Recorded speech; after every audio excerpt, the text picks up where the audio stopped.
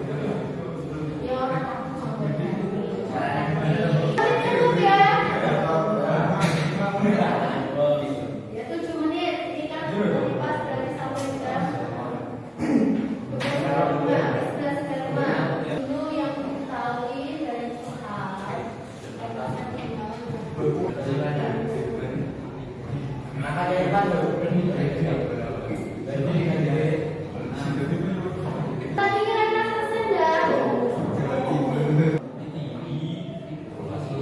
Selesai kalau ini. Tinggi maksudnya berarti. Kalau ketinggian negatif berarti tingginya gimana?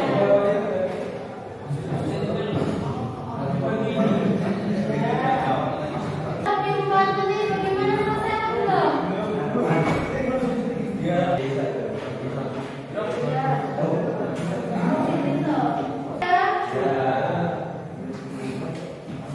Kapan sekarang?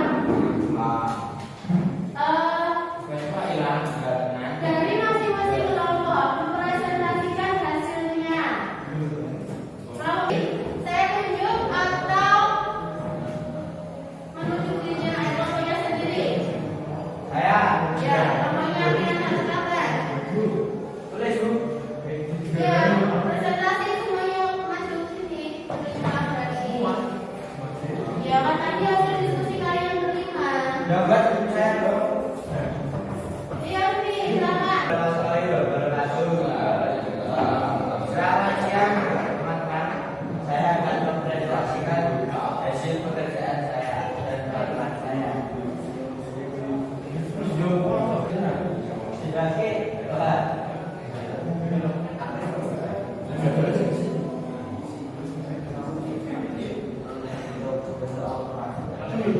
Ya.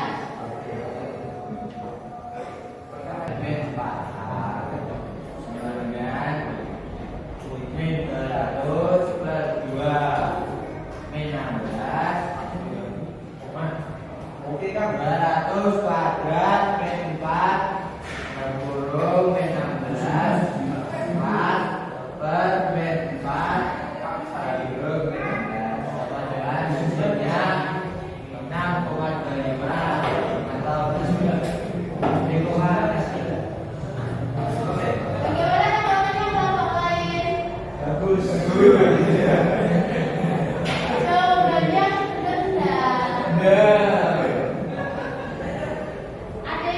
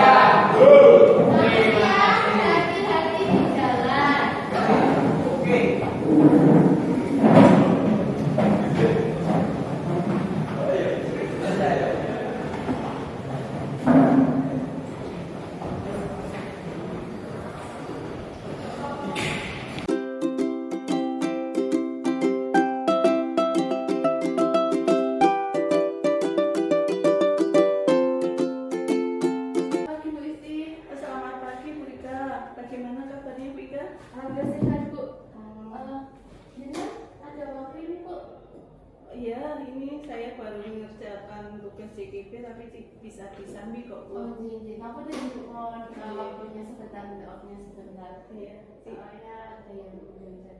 Oh iya, ini ada Bapak Ariati sebagai pengamat. Oh Iya. Kemarin kan saya sudah melakukan pembelajaran di kelas. Saya pakai pelajaran diferensiasi itu mengenai fungsi kuadrat. Ini pas dengan supervisi mereka ya. Iya. Nah itu tuh ada yang sebagai masih mengganjal di saya. Kemarin itu kan banyak siswa yang ketika saya suruh berkelompok berdasarkan minat-minatnya itu seperti ijir-ijiran ya Bu. Nah itu nanti solusinya atau saran jenengan seperti apa nih Bu? Apakah pembelajaran diferensiasi saya kemarin itu masih ada yang mungkin keliru tahapnya atau langkah yang saya lakukan seperti itu Bu? Ya, Bu Ika kemarin sudah melakukan supervisi di kelas ya dengan pembelajaran berdiferensiasi.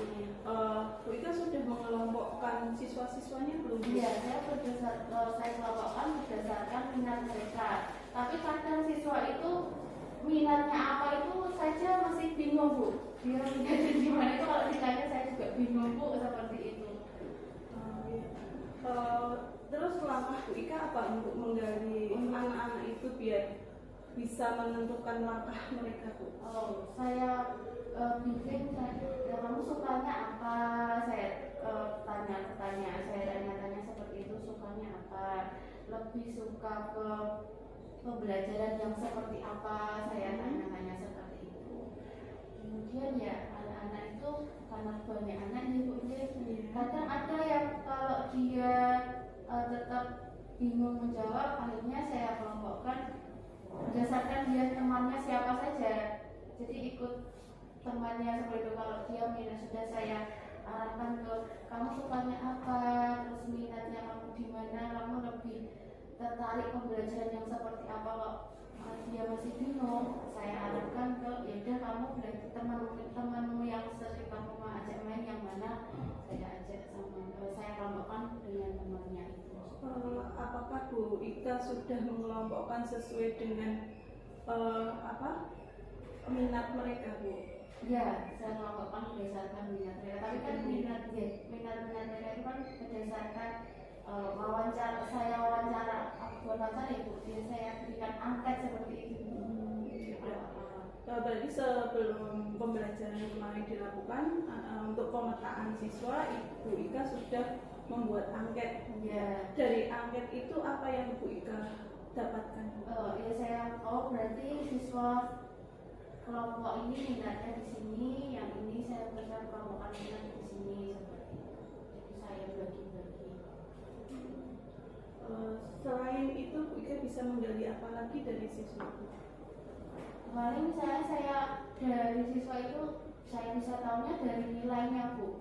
Nilai-nilai, tapi kan itu nilai juga di materi sebelumnya. Saya ambil nilai dari materi sebelumnya. Oh, kemampuannya siswa di sini ini belum maksimal. Terus kira-kira ya Bu, dari yang sudah dilakukan Bu Ika itu, Bu Ika sudah mencapai level berapa? Kan itu ada rank 1 sampai 10 ya Bu ya? Mungkin baru level 5 mungkin Bu. Baru level 5 Ya. Harapannya Bu Ika untuk bisa mencapai level 10 itu bagaimana? Untuk mencapai level 10 itu ya saya harapkan mungkin nanti di awal pembelajaran di tahun pelajaran baru itu ada IHT atau semacam workshop yang dilaksanakan sekolah untuk kami para guru biar lebih pengetahuan diferensiasinya itu mungkin sampai level 10 seperti itu. Berarti Mungkin nanti saya belajar dari jenengan atau dari teman-teman serumpun dengan saya, matematika seperti itu, biar lebih kalau materi ini bagusnya di seperti apa, terus mungkin soal-soal yang kontekstualnya seperti apa, mungkin saya nanti lebih ke teman sejawat serumpun atau mungkin kalau pas ada MGM juga bisa harapan saya seperti itu. Ibu Ika sudah ada untuk melakukan perubahan untuk mendapat level 10 sudah ada motivasi-motivasi yang nah, selain untuk dari IHT, adakah solusi lain misalnya solusi lain Bu? Ya, solusi lain dari saya sendiri ya saya mungkin lebih meningkatkan untuk kalau IHT kan mungkin nanti nunggu program dari sekolah deh.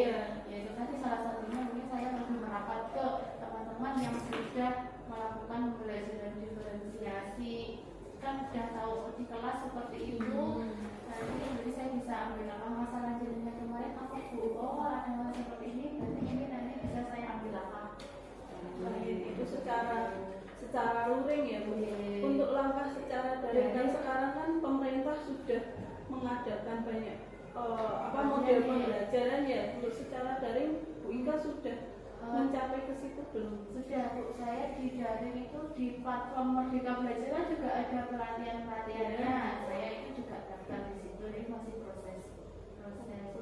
proses belajar dari daring. Bagus sekali ya Bu Ika sudah ini untuk bagaimana ya Bu Ika untuk mengatasi pembelajaran berdiferensi di kelas yang kemarin sudah dilakukan itu materinya apa sudah sesuai dengan pembelajaran siswa? Materinya sudah saya sesuaikan dengan pembelajaran siswa, yaitu tentang fungsi padat. Hanya saja kemarin memang kendala saya itu saya belum berdiskusi dengan teman produktif, mapel produktif gitu. Mungkin kalau saya ambil soalnya itu lebih ke mengarah ke mapel produktif, saya buat ke mapel produktif, nanti siswa lebih tertarik untuk belajarnya. Jadi besok ke depannya kalau ada mapel materi, saya akan merapat ke mapel produktif biar kan siswa SMK kan tetap produktifnya yang utama, jadi sebenarnya semuanya utama, tapi tetap penekanannya kan ke mapel produktif. Jadi Ibu Ika akan melakukan kolaborasi dengan guru-guru produktif. Nah itu bagaimana cara mengatur waktunya Bu Ika? Mungkin kalau pas saya sedang tidak mengajar, guru produktif juga sedang tidak mengajar, bisa berdiskusi. Atau mungkin kalau saya sedang tidak mengajar, kalau produktif kan biasanya lama nih Bu jamnya, sampai 12 jam itu saya bisa merapat ke di sana lah main-main ke Benggas gitu. Bagus sekali rencana Bu Ika untuk bisa berkolaborasi dengan guru mapel produktif untuk mengaplikasikan materi. Soalnya kadang itu siswa kalau matematika itu aplikasi dalam kehidupan sehari-hari sebenarnya apa sih Bu? Kan seperti itu tetap tanyanya kan ke arah sana siswa itu. Ya, mudah-mudahan rencana Bu Ika untuk berkolaborasi dengan guru produktif berhasil ya Bu Ika ya. Terima kasih Bu, baru ya Bu. Jadi kalau misalnya saya ada kendala apa, jadi mohon maaf kalau saya sering nanti melewati jaringan. Iya Bu. Tadi Bu Ika sudah bisa memecahkan masalah tentang pembelajaran berdiferensiasi pada supervisi kemarin ya Bu. Ya. Bagaimana sekarang perasaannya Bu Ika? Bu, terima kasih sudah dibantu ini nanti sudah teman ngobrol, teman diskusi dan ada saran-saran yang sudah diberikan. Terima kasih Bu. Dari yang sudah dilakukan itu Bu Ika butuh dukungan apa Bu? Butuh dukungannya doa. Ya, maksudnya ini dari pihak sekolah. Pihak sekolah ya workshop itu memang saya harapkan sangat. Kalau dari itu kan tapi kalau dari kan hanya satu arah. Kalau workshop kan nanti bisa dua arah seperti itu. Terus juga mungkin nanti kalau teman-teman saya ajak berdiskusi juga saya inginnya teman-teman itu bisa berdiskusi dengan responnya seperti itu. Ya, idenya bagus sekali Bu Ika. Semoga nanti bisa terselesaikan masalahnya Bu Ika tentang pembelajaran berdiferensiasi di kelas bisa lebih baik lagi ya Bu Ika ya. Terima kasih Bu, terima kasih untuk waktunya Bu. Saya rasa hari ini itu dulu, lain Iya Bu, sama-sama. Kan Bu Ika juga guru matematika yang berpotensi di sekolah kita. Semangat ya Bu. Ya. Terima kasih nih Bu. Mohon maaf ya Pak mengganggu waktunya. Mohon Pak. Terima kasih Bu Ika.